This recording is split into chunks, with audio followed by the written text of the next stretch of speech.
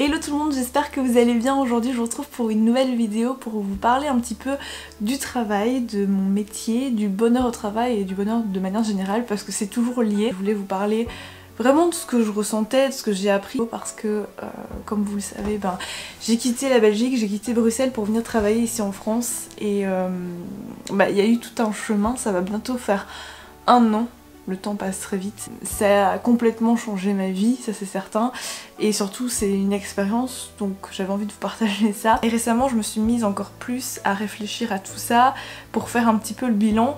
Mais aussi parce que j'ai reçu donc ce livre qui m'a été offert, Il suffit d'une rencontre pour changer de vie, qui a été écrit par Anthony Nevo, donc c'est lui.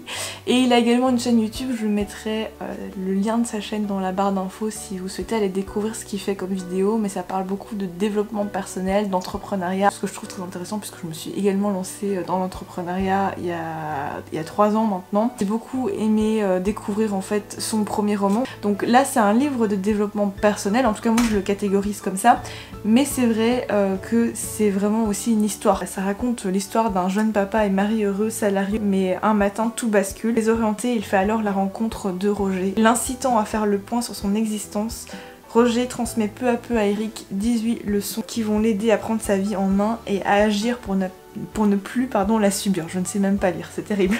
Parfois les livres de développement personnel peuvent être très lourds, bien compliqués à lire, on n'a pas envie de le finir. Et ben celui-ci, vu que c'est un roman, je vous assure que vous aurez pas ça, c'est écrit de manière facile à lire en fait, et c'est ce que j'ai beaucoup apprécié. Je pense que je suis pas la seule au vu des notes que j'ai pu voir sur Amazon. Je vous laisse également le lien si vous voulez commander le livre et si vous voulez voir les commentaires qu'il y a dessus, mais c'est vraiment un livre qui est agréable tout simplement. Je suis vraiment beaucoup reconnue dans ce livre parce que il y a des phrases, je vais vous en parler au fur et à mesure que je vous raconte ça, où je me suis dit mais c'est ce que je vis, c'est ce que je ressens, c'est ce que j'ai appris, et j'ai adoré en fait ce livre rien que pour ça quoi. Troisième leçon que vous connaissez tous qui parle du karma. Tout ce que tu fais aux autres en bien ou en mal te revient. Et personnellement je crois beaucoup au karma. J'ai quitté la Belgique il y a presque 1 an maintenant pour venir travailler ici à Paris. Et ça n'a pas du tout été aussi évident ou aussi merveilleux que ce qu'on peut penser. Je suis venue vraiment en France parce que j'ai été embauchée en CDI et que je trouvais pas en fait de travail en tant qu'RH en tout cas en Belgique. Surtout parce que je ne suis pas bilingue français-néerlandais. C'est je pense une des raisons principales qui fait qu'à Bruxelles en tout cas je ne trouvais vraiment pas. Première raison, c'est une raison professionnelle, mais j'aurais jamais franchi le pas de déménager, de changer de pays en fait si il n'y avait pas une personne qui a été et qui est toujours importante dans ma vie, qui m'a beaucoup soutenue, qui m'a beaucoup poussée en fait à aller au-delà de mes limites, de ce que je pensais être mes limites, mais finalement j'ai pu le faire. Mais sans cette rencontre, c'est sûr que je ne serais pas ici aujourd'hui à vous faire cette vidéo. Et c'est pour ça que dans ce livre, en fait, rien que le titre, ça m'a interpellée.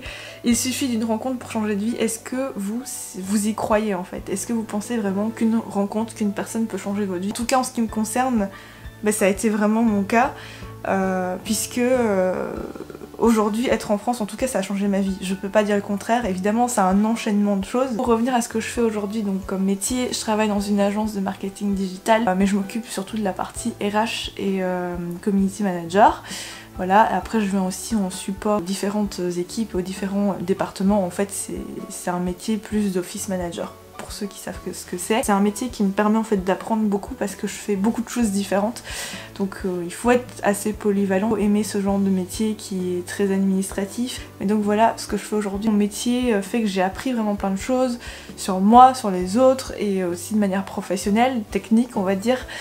Donc pour ça c'est incroyable. D'ailleurs je crois qu'il y a un passage du livre, enfin j'ai pas mis de post-it, mais qui dit que justement c'est l'inconnu qui t'apporte en fait le plus, et venir en France, voilà, ça a été voilà mon inconnu on va dire. Parce qu'il faut tout le temps constamment être au fond du gouffre pour finalement réaliser qu'on peut changer les choses. Je trouve ça un petit peu dommage, mais moi clairement il m'a fallu un petit peu cette claque pour changer, te diriger vers une nouvelle voie et procéder différemment. Tu sais, beaucoup de personnes sur cette planète aimeraient obtenir des résultats différents tout en agissant sans cesse de la même manière dans leur vie, même action, même pensée, même habitude. En fait, ce passage, c'est la phrase très célèbre d'Einstein qui dit « C'est un petit peu de la folie de penser que tu peux obtenir un résultat différent en faisant toujours les mêmes choses constamment. » Et en fait, avant par sécurité, parce que j'adore la sécurité. En restant dans mon filet de sécurité, eh ben je n'ai rien appris du tout. Donc finalement c'est vraiment en venant en France, en changeant les choses que... Je vous dis pas que tous les jours c'est facile, j'ai vraiment vécu la solitude à un point où vous ne pouvez pas vous imaginer, même si je connais quelques personnes ici sur Paris. Quitter l'endroit où j'ai grandi, où j'ai toujours vécu, eh ben ça n'a pas toujours été facile. Déjà je suis arrivée, j'avais pas de logement, finalement par chance j'ai eu cet appart. Il y a quelques jours j'ai appris que ma propriétaire allait reprendre son appartement. Du coup je suis à nouveau en recherche. Comme vous le savez sans doute, trouver un logement à Paris c'est vraiment très compliqué. Je suis dans une période assez stressante. Mais en même temps en fait venir ici en France ça a été une des expériences les plus enrichissantes de ma vie parce que pour la première fois j'ai osé faire quelque chose et ça m'a appris plein de choses et évidemment il y a eu plein de remises en question parce que j'ai été confrontée un petit peu à moi-même, je me suis retrouvée seule sans jamais être seule non plus parce que je connaissais des personnes ici. Après vous avez toujours du mal je pense demander de l'aide à une personne même si c'est une amie ou un ami, c'est toujours compliqué en fait. Première fois en fait que je travaille à long terme, enfin que ça dépasse les 6 mois en fait de travail continu parce qu'avant, pour ceux qui ne le savaient pas en fait, je travaillais dans l'immobilier, j'ai fait plein de jobs étudiants comme pas mal de personnes, puis j'ai lancé mon entreprise comme vous le savez avec mon e-shop que j'ai mis en pause pour l'instant parce que tout simplement être à Paris, travailler, parce qu'en fait donc je suis en CDI en 39 heures par semaine mais je vis à 1 heure et quelques de mon travail donc ça fait beaucoup de trajets en fait et j'ai pas le temps, pour être honnête avec vous, de faire tout ce que je voudrais. C'est quelque chose qui m'a beaucoup frustrée. Je me suis vraiment rendu compte que choisir c'est renoncer. Mon absence aussi en vidéo sur YouTube, parce que j'ai accepté et j'ai signé le contrat de travail, hein, donc j'ai accepté aussi ce qui m'arrivait. Mais je vous assure que pour moi ça a été vraiment une épreuve difficile et qu'il y a des jours où vraiment j'en avais marre, où je me suis dit mais qu'est-ce que je fais là, pourquoi je suis partie de chez moi. Mais j'ai jamais autant grandi dans ma vie en fait. Et pour ça je regrette absolument pas mon choix. Après je pense que le métier que je fais aujourd'hui n'est pas non plus le métier de mes rêves honnêtement, mais c'est celui qui me permet d'apprendre le plus parce que j'ai toujours rêvé de faire des choses justement très différentes dans mon métier. Et des choses vraiment dans le cadre de mon métier que je déteste faire hein, mais je le fais parce qu'à côté il y a aussi des choses très positives et parce que j'apprends aussi de ces choses que je n'aime pas faire. Et heureusement que je me rappelle parce que parfois il y a eu des moments où je me suis dit oulala c'est compliqué. Pour revenir au point responsabilité qu'il y a dans ce livre que je trouve hyper intéressant, c'est tu dois accepter maintenant de détenir forcément une part de responsabilité dans tout ce qui se produit dans ta vie, que ce soit positif ou négatif. Tu t'apercevras que ce sont généralement tes choix qui t'y ont amené et que tu es responsable de ce qui se produit. Une fois que tu penses de cette manière, tu commences à voir les choses autrement et à agir différemment. Tu agis comme une personne raisonnable qui prend ses responsabilités et qui ne rejette pas la faute sur les autres au moindre problème.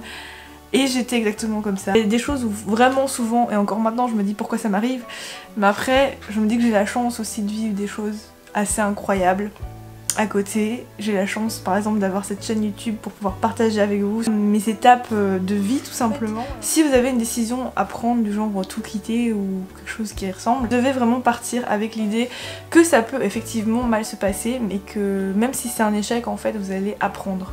Et la vie finalement c'est ça, c'est apprendre et vivre des expériences qui sont positives ou négatives. Depuis que je me dis ça, ma vie elle est très différente, enfin je perçois les choses de manière plus sereine. Dans tous les cas, ce que je gagne, c'est l'expérience et c'est un peu plus de confiance. Donc voilà, petit à petit, c'est des petits pas, mais j'avance et je vous encourage beaucoup à faire ça également. Je vais terminer par vous lire. Et la 18e leçon, c'est la dernière dans le livre et qui est la plus importante et qui, moi, m'a presque émue aux larmes, pour être honnête avec vous. Ça m'a fait mal à cause de certains regrets que j'ai, mais en même temps, c'est tellement vrai en fait.